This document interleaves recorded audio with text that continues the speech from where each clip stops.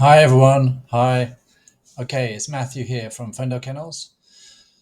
So today we're going to talk about what's new in 2025 to do with pet shipping and especially to do with things to do with Asia. So that's Hong Kong and Singapore where we have offices, but also anything over the whole Asia region. Okay, so what are the key things going on?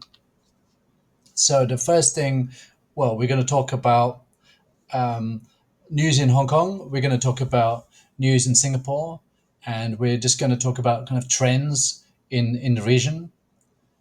Those are the main things. Okay, so Hong Kong and Singapore are different. Well, every country is different, but in Hong Kong, there's been a lot of talk recently, or there's been a lot of concern about the fact that the quarantine period for pets coming into Hong Kong from Group 3 countries, so that's places where there's rabies, and that could include Africa, India, Thailand, and Indonesia, but also it actually includes mainland China. So, the majority of China, which isn't Hong Kong or isn't Macau. So the where most of the pets and most of the people are within China, because Hong Kong is just a small speck next to or as part of China. Next thing, you know, uh, at this border, there's a border with regards to pet relocation. Now, pets from China, it's considered that mainland China is considered to be Group 3, and so there's the control of rabies is not good there. And so the problem is that there's such limited quarantine spaces in Hong Kong. So the policy in Hong Kong is we put pets coming from China or coming from other Group 3 countries, we put them into quarantine for 4 months. There's actually Group threes like A and B. It is split. I've done a separate video on that. You can have a look. Anyway, in Singapore, the way to get around how to deal with this is they have home quarantine for certain pets to mean you don't need to have such large numbers of pets in government quarantine, which obviously is a lot of resources and use a lot of space and time.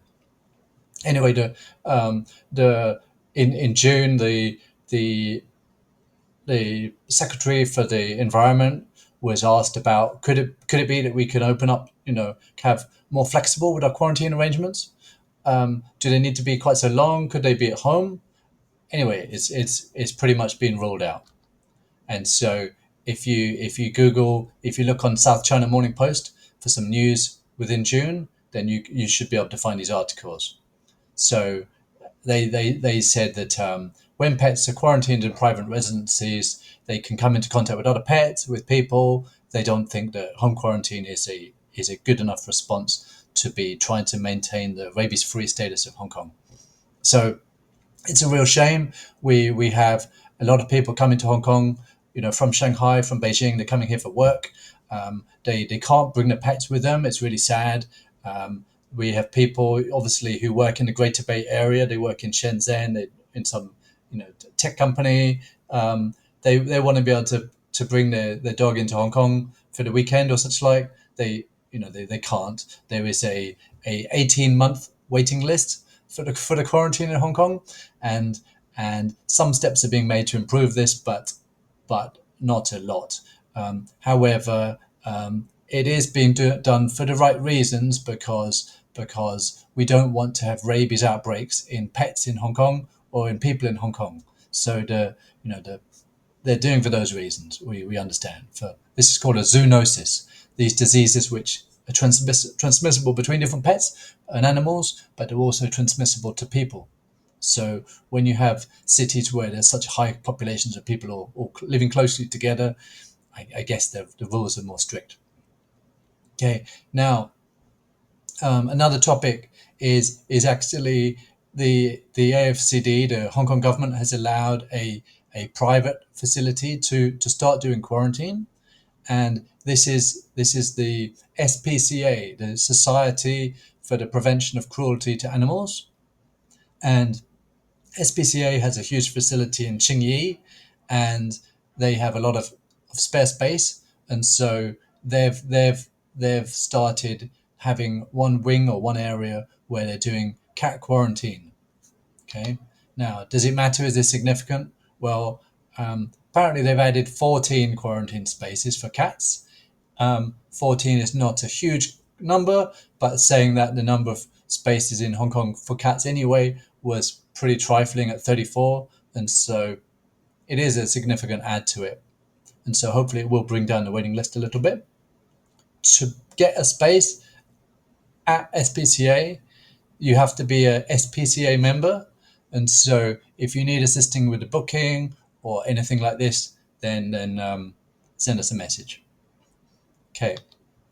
Next news is that Hong Kong. So as I said, Hong Kong has 3A and 3B for these countries where they're rabies pets, or like there's rabies outbreaks in these countries. It's not strictly controlled, and they've added one. They've added Malaysia to this group 3A.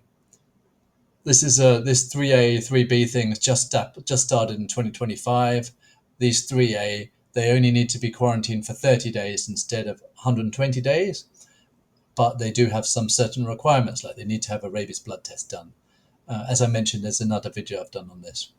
So they've joined some other countries. They've joined Macau, they've joined mainland China, and Lithuania on having these rules. Now, obviously, I'm not sure how many pets are really coming from Lithuania to Hong Kong.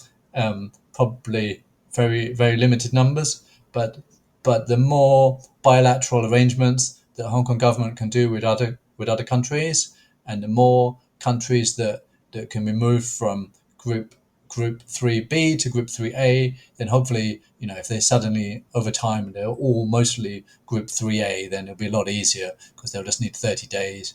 And at that time, at that period, there won't be such a waiting list.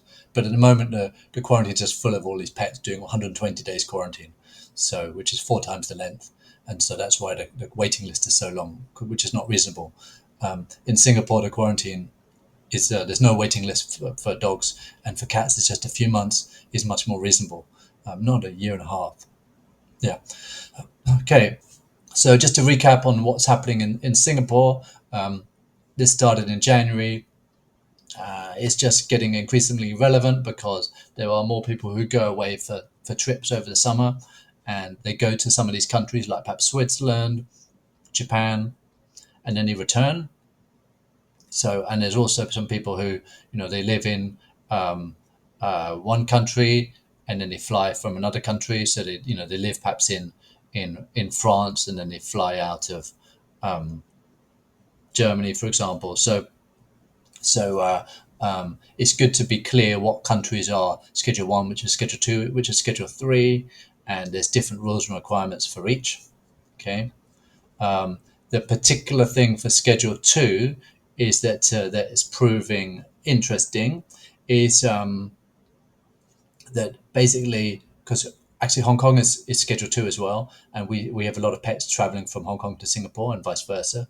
But essentially, if you don't fly on the same plane as your pet, and actually if you fly like a few days later, well, more than 5 days later, and if you fly from somewhere else, then your pet needs to have home quarantine. So, for example, if you fly directly, you don't have to together. But if there's a 5 days difference, then your pet has to do home quarantine, and it's quite a faff because you need to have the AVS want a video to be done of your property where you go around and you take a video and you show that your property is secured and it's only yourself living there and there's no other pets, and it shows the entries and the exits and the security.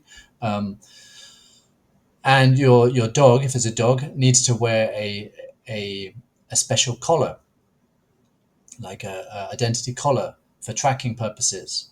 And so there's the cost of hiring this collar from the AVS. There's the cost of actually when you're picked up at the airport, instead of just our team being able to pick you up at Singapore or Changi, you have to be picked up by a special government appointed transporter. And so there's additional costs. And so actually, it's pretty much cheaper to just go back to the origin country in Schedule 2, and then fly back again to come into Singapore to avoid these additional costs. So this is just something to be considered. Another, just to round off on some final news, there was an article in June on the Euromonitor and JTB tourism survey, which has shown that there's a massive demand for people in Asia Pacific looking for curated travel experiences for pets. So in Japan, 96% of dog owners want to travel with their pets. I mean, Japan's a big country. This is not actually only considering international travel. This is considering domestic travel as well. Um, but there's a huge amount of demand for pet travel, and we're getting a lot of inquiries along these lines, and we're happy to help anybody with their inquiries. Okay, so that's it for the news for pet travel in Asia. I mean, there was a good thing. Another good thing happened this recently in the last couple of months, which is that the UK government allowed pet passports to be used again, because since Brexit they hadn't been allowing them to be used. They've come to a deal with the EU, so they're allowed to be used again. So people who wish to travel in between the EU and the UK are able to start doing that again more easily. They don't need to get all the health certificate documentations. They can just do the pet passport, which is good. But yes, so to recap on the Asia news, home quarantine in Hong Kong, it's not going to happen. The SPCA is expanding the cat quarantine services. Malaysia is now counted as Group 3A, so it can be much reduced Hong Kong quarantine time, and it's just this step-by-step effect. The more countries who become Group 3A, then the less pets from countries there are in the quarantine.